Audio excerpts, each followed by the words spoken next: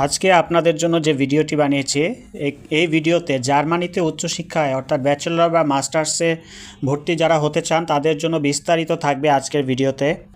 এছাড়া ভিডিওতে থাকবে টিউশন ফি কত লাগবে, সোর্স অফ ফান্ড কত দেখাতে হবে, অফার লেটার ও ভিসা পেতে কত সময় লাগবে, আইএলটিএস করে যাওয়া ভালো হবে নাকি জার্মান ল্যাঙ্গুয়েজ শিখে যাওয়া ভালো হবে, সোর্স অফ ফান্ড ও ব্লকড অ্যাকাউন্টের বিস্তারিত বলবো আজকে।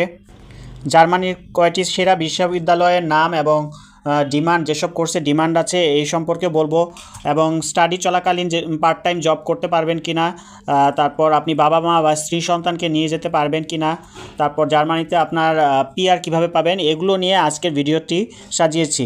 তো চলুন শুরু করা যাক। জার্মানিতে উচ্চশিক্ষা যাওয়ার যদি পরিকল্পনা থাকে, সঠিক তথ্য যদি আপনার জানা থাকে, তাহলে পুরো প্রক্রিয়াটি অনেক সহজ হয়ে যায়।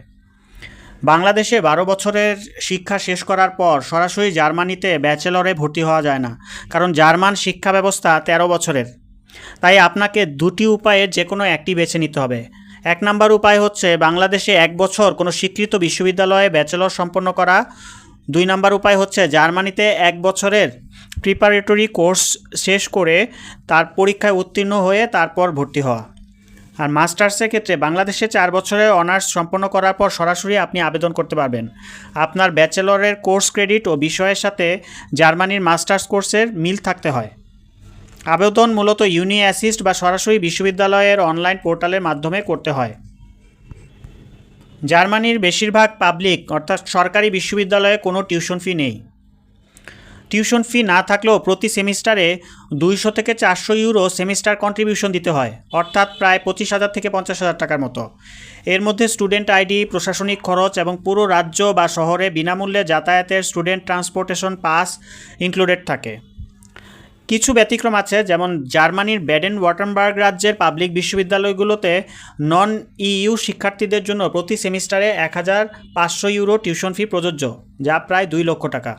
নন ইইউ মানে নন ইউরোপিয়ান কান্ট্রি শিক্ষার্থীদের জন্য জার্মানির একটা রাজ্য আছে যার নাম হচ্ছে ব্যাডেন ওয়ার্টেনবার্গ, ওই রাজ্যতে এই ব্যতিক্রমটা আছে। বিশ্ববিদ্যালয়ের অফার লেটার পেতে, অর্থাৎ আপনি অ্যাপ্লিকেশন করার পর 4 থেকে 12 সপ্তাহ লেগে যায় অফার লেটার পেতে, 1 থেকে 3 মাস।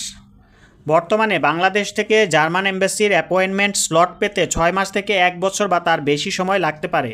ভিসা জমা দেওয়ার পর রেজাল্ট আসতে সাধারণত 4 থেকে 8 সপ্তাহ সময় লাগে। সো যারা জার্মানিতে পড়তে চাচ্ছেন, আপনি জার্মান এম্বাসির অ্যাপয়েন্টমেন্ট স্লট পেতে 6 মাস থেকে 1 বছর বা তার বেশি সময় লাগতে পারে। সো ওইভাবে আপনারা টাইম ম্যানেজমেন্ট করবেন। আপনার পড়ালেখার পরিকল্পনা থাকলে অন্তত 1 থেকে 1.5 বছর আগে থেকেই প্রস্তুতি শুরু করা উচিত। আপনি যদি ইংরেজি মাধ্যমে পড়তে চান তবে আইএলটিএস ন্যূনতম 6.5 লাগবে। মাস্টার্সের অনেক কোর্স ইংরেজিতে পাওয়া যায়। ব্যাচেলর কোর্সের অধিকাংশই জার্মান ভাষায় পড়ানো হয়, তাই ব্যাচেলরে আসতে চাইলে জার্মান ভাষায় অন্তত B2 অথবা C1 লেভেল থাকা প্রায় বাধ্যতামূলক। আপনি যদি ইংরেজিতে মাস্টার্স করতে আসেন তাহলেও দৈনিক জীবনযাপন, পার্ট টাইম জব এবং পড়ালেখা শেষে স্থায়ী চাকরি পেতে জার্মান ভাষা শিখে আসা সবচেয়ে বুদ্ধিমানের কাজ। অন্তত A2 বা B1 লেভেল সম্পন্ন করে এলে আপনার জীবন অনেক সহজ হয়ে যাবে। জার্মানিতে ভিসা পাওয়ার জন্য স্কলারশিপ না থাকলে নিজস্ব খরচের প্রমাণ হিসেবে ব্লকড অ্যাকাউন্ট খুলতে হয়। বর্তমানে 1 বছরের জীবনযাত্রা ব্যয় হিসেবে 11,904 ইউরো জমা রাখতে হয়। বাংলা টাকায় 1 ইউরো 130 টাকা হিসাব করলে ব্লকড অ্যাকাউন্টে প্রায় 15 থেকে 16 লক্ষ টাকা পাঠাতে হবে। এটি জার্মানির ব্যাংকে আপনার নামেই জমা থাকবে এবং জার্মানিতে পৌঁছানোর পর প্রতি মাসে 992 ইউরো করে তুলতে পারবেন। সোর্স অফ ফান্ড, অ্যাম্বাসিতে এই টাকা কোথায় পেলেন তার বৈধ কাগজপত্র ও ব্যাংক স্টেটমেন্ট অবশ্যই দেখাতে হবে। যেমন আপনার বাবার চাকরি দেখাতে পারেন সোর্স অফ ফান্ড হিসেবে, অথবা ব্যবসা বা জমি বিক্রি বা স্পন্সরশিপ, এভাবে আপনি সোর্স অফ ফান্ডটা দেখাতে পারবেন। আমি কয়েকটি পাবলিক বিশ্ববিদ্যালয়ের নাম বলছি। Technical university of Munich TUM, Ludwig Maximilian university of Munich LMU, RWTH Essen university, TU Berlin, Heidelberg university.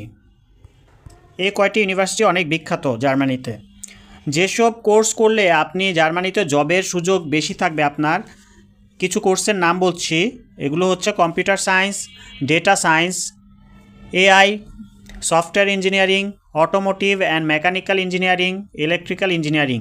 এছাড়া business analytics, supply chain management, renewable energy, biomedical science এগুলো সাবজেক্টে পড়াশোনা করলেও আপনার ভালো জবের সুযোগ থাকবে জার্মানিতে।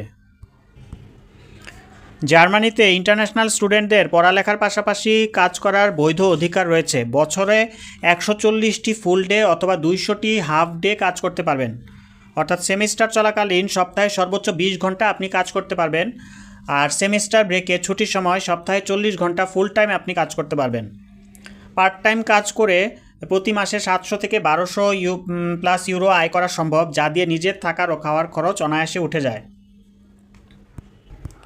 অনেকেই প্রশ্ন করেন বাবা মাকে নিয়ে যাওয়া যায় কিনা জার্মানিতে।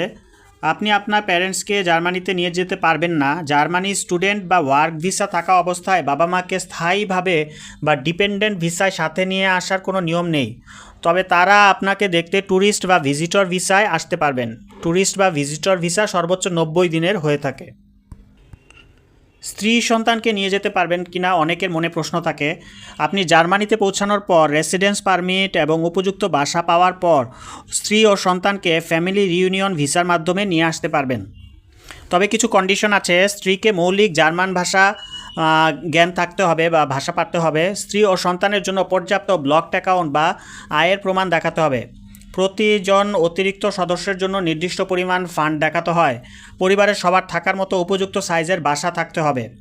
পারিবারিক থাকার খরচ অনেক বেড়ে যায়। বাসা ভাড়া 600 থেকে 1000 ইউরো এবং অন্যান্য স্বাস্থ্য বিমা সহ মাসে অন্তত 1500 থেকে 2000 ইউরো প্রয়োজন হতে পারে। এখন আপনাদেরকে জানাবো জার্মানিতে পিআর পাওয়া যায় কিনা। হ্যাঁ, জার্মানিতে পিআর ব্যবস্থা অত্যন্ত স্বচ্ছ। আপনি যদি জার্মানির বিশ্ববিদ্যালয় থেকে গ্র্যাজুয়েশন সম্পন্ন করেন তবে কোর্স শেষে 18 মাসের জব সিকার ভিসা পাবেন। চাকরি পাওয়ার 2 বছর ট্যাক্স এবং পেনশন কন্ট্রিবিউশন প্রদান করলে আপনি স্থায়ী রেসিডেন্স বা পিআরের জন্য আবেদন করতে পারবেন। সর্বশেষ একটা ইম্পর্ট্যান্ট প্রশ্ন আপনাদেরকে জানিয়ে দিই। অনেকে মনে করেন যে জার্মানিতে গিয়ে সন্তান জন্ম নিলে সেখানে জার্মানির রেসিডেন্স হয়ে যাবে। জার্মানিতে জন্ম নিলেই কোনো শিশু অটোমেটিক্যালি নাগরিকত্ব পায় না। নতুন জার্মান নাগরিকত্ব আইন অনুযায়ী শিশু জন্মগ্রহণের সময় বাবা মায়ের অন্তত একজনের কমপক্ষে 5 বছর বৈধভাবে জার্মানিতে বসবাস থাকতে হবে এবং তার কাছে পিআর বা স্থায়ী বসবাসের অনুমতি থাকতে হবে। যদি আপনি স্টুডেন্ট ভিসা থাকা অবস্থায় সন্তান জন্ম দেন তবে সন্তান বাবা মায়ের বর্তমান স্ট্যাটাস পাবে। পরবর্তীতে আপনি পিআর ও নাগরিকত্ব পেলে সন্তানও নাগরিকত্ব পাবে। আশা করছি ভিডিওটি আপনাদের ভালো লেগেছে। দয়া করে লাইক করবেন, কোনো প্রশ্ন থাকলে কমেন্টে জানাবেন এবং আমাদের ভিডিওটি শেয়ার করবেন। এবং ধন্যবাদ আপনাদেরকে।